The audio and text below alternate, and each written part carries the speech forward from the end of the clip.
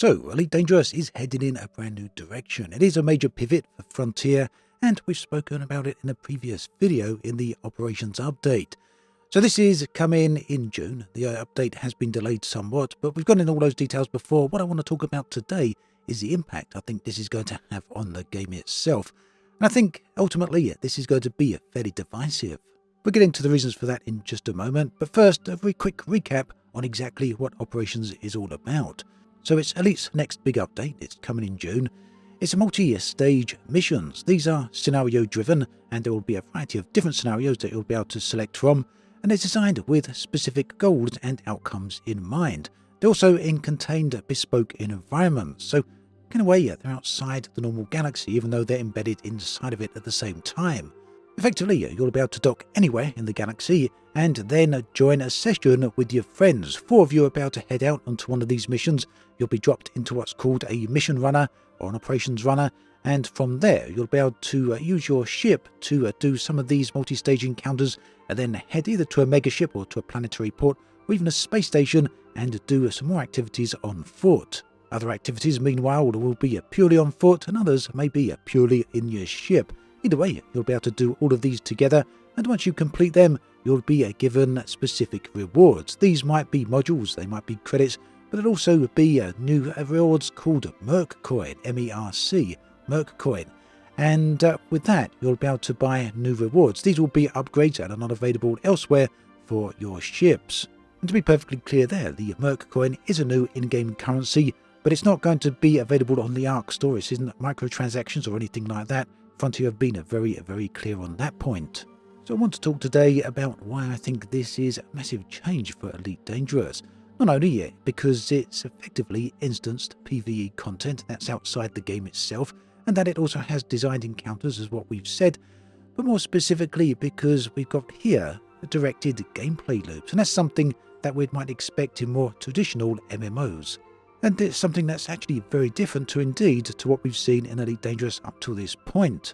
I want to be very clear here. I do feel this has a lot of positives, it has a lot of pros, and I really do like the fact that Frontier are continuing to work on Elite Dangerous even though the game is well over 10 years old at this point. So I'm not saying that this is a bad direction, far from it, but I really do feel it warrants taking a step back and analysing things and seeing what it really means for the game.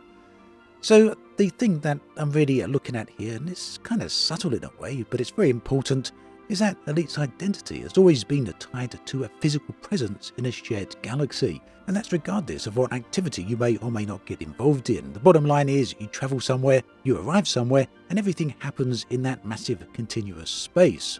Multi-crew is perhaps the lone example of that, which allows you to essentially teleport via telepresence into another person's ship. But even still, the mission runner really breaks this in a pretty fundamental way, because what we've then got is a central deployment vessel. It's a respawn loop, so if you die, you'll respawn every one of you back at that exact same location, which incidentally is right within the mission area, and that gives you a rapid deployment back into the action again. And from a gameplay design standpoint, this is really nice, because it reduces downtime, it keeps squads together, and it maintains the pacing of the missions and the activity. But here's the thing, that this does come with a cost, because it introduces something that Elite up until this point has really avoided, and that is a self-contained instance space that is not a part of the wider galaxy. And yes, I do know, I'm fully aware that you can't get thousands of players all in one instance. Effectively, you're split across instances on the server anyway already, but the point is, that is all the same location. What's happening here with Operations is that you're being spawned into a self-contained area of space that is not really a part of the galaxy. That means you're no longer operating within the galaxy itself, but you're being moved to a more controlled scenario space and then returned once that activity is complete. It's not that there's anything wrong with this fundamentally, but it is a very clear point that's worth making, that this does change Elite Dangerous as a whole, because you're splitting off a segment of the community. Obviously, not everyone is going to play Operations, and those that do are now going to be in these self-contained environments, even if they're only there temporarily. Now, the other thing, and this is both a pro and a con, is that this way of doing the missions, this way of doing Operations, well, it prioritizes co-op accessibility over the simulation itself. And to be honest, this is where you get most of the positives here, and they're very real things. Operations solve a lot of long-standing problems that Elite has had right from the start. And these are pretty simple and straightforward things that most of us have experienced at one point or another, or perhaps more often. Players effectively being scattered across the entire galaxy. You often have difficulty grouping up because you need to get people all together, and that means a lot of wasted time travelling instead of actually playing. And yes, we all know that Elite in many ways has had a lack of meaningful co-op gameplay. Yes, a lot of people do enjoy gameplay, but it takes a lot of organisation and a lot of structure to actually feel meaningful and enjoyable. The new system, on the other hand, allows matchmaking across the entire galaxy, and this is a very real matchmaking thing. We're not talking conceptually matchmaking or just kind of ideologically matchmaking. This is a real matchmaking lobby that's going to exist inside the game. And in terms of enjoying content together with other people, this is quite a big improvement. And yes, we have seen something like this in the CQC update that happened, almost 10 years ago at this point, but it was never on this type of scale. There's also another side to this, a way I personally do see it, and I don't know how many of you out there will also agree. And that is, a big part of Elite Dangerous is the friction of the galaxy, and by that I mean the difficulty in getting around, the size of it, the scale of it. The fact that you feel isolated and a lone little person in the massive space, and that yes, it does take time to get to other people, and this takes organisation. Think of Distant Worlds, think of any other activity that we've done over the years, even just getting out there and doing some combat-focused activity. This takes organisation. And I'm sure that was a very deliberate design choice from Frontier right at the start in the early days of Elite Dangerous, because what it led to was a situation where distance in the game really does matter. And also that logistics matter as well, having good organisational capabilities, or at least being able to follow that simple instructions. Operations deliberately changes all of that, because it really becomes about accessibility versus authenticity. Elite Dangerous is an amazing galaxy precisely because it's fully simulated, not in the sense of every NPC being a unique individual and moving from A to B, but rather in the sense that to get from A to B, you have to physically move, and all of that is going to go away, at least so far as the operations update will actually function. And that brings us on to the scenarios themselves. Each of these are going to be slightly different. We've got a number of different confirmed scenarios, and there's going to be more added over time. So we've got megaship infiltration, station rescues, pirate boss fights, timed assaults, and various different things like that.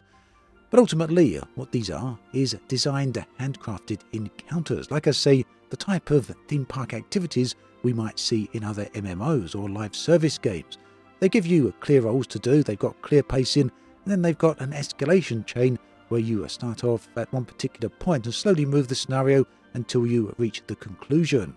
But that's very different indeed to what we've traditionally seen in Elite Dangerous, where you've got background simulation manipulation, you've got trade loops, you've got exploration, and you've got organic combat encounters. That's combat encounters that arise naturally, either PvP based or PvE based. And these are all systems that have been in Elite Dangerous from day one. They're effectively open-ended, and they emerge naturally based upon the way the game was designed. But operations are authored experiences, and they're inside the sandbox. They're kind of integrated into another layer. And from that point of view, it could feel like they're a bit of a mismatch for the way Elite Dangerous has been designed up until this point. Especially when you start factoring in things such as Merc Coin. Here, you complete operations, you earn a new dedicated currency that is specifically for these operations activities. You then buy modules and upgrades, and that creates a self-contained progression loop that is unique and specific to operations itself. Of course, Elite itself has always had progression. That's been the whole point of the game. This has been distributed across different activities and generally focuses on credits, materials, engineering, and other things. But all of this has been embedded into the galaxy as a whole. Operations, meanwhile, introduces something else. You do this activity, you earn this currency, you unlock the gear, all within a self-contained environment. And that's more like well, I can't quite think of how to say it, but it's kind of like a game within a game, isn't it? Ultimately then, we've got in operations, structured scenarios, instant-style flow, we've got fast respawn loops, and the centralized matchmaking, along with a dedicated progression currency contained within that gameplay loop. And it feels like that's been bolted onto a completely separate game, which has always been about scale, persistence, travel, emergent systems, as well as a player-driven context. And here's the thing, this is really interesting because ultimately, Operations really fixes a lot of the problems that have always been weaknesses for Elite. And that's things such as poor co-op gameplay or organisation, a lack of directed group gameplay, excessive downtime, we've all experienced that, as well as weak mission structure for squads. So what we're seeing here is not so much a redesign of Elite Dangerous, but it is Frontier taking a very different direction and pivoting Elite towards something quite different. But they're doing so without fundamentally changing Elite itself. Instead, what they're doing is attaching a different game mode to it and integrating that within the galaxy itself. And that means, depending upon how popular this game mode becomes, we're going to have a game that is both a simulation sandbox as well as at the same time being a modern multiplayer game. And that's something that feels quite different for Elite Dangerous as it stood over the past 10 years. Let me know what you think about all of this in the comments section below, because I'd love to hear your take on all of this. Meanwhile, do watch another video on the screen right here if you want to check that out. Thanks again for watching this video all the way through. Do take care, and I'll catch you next time.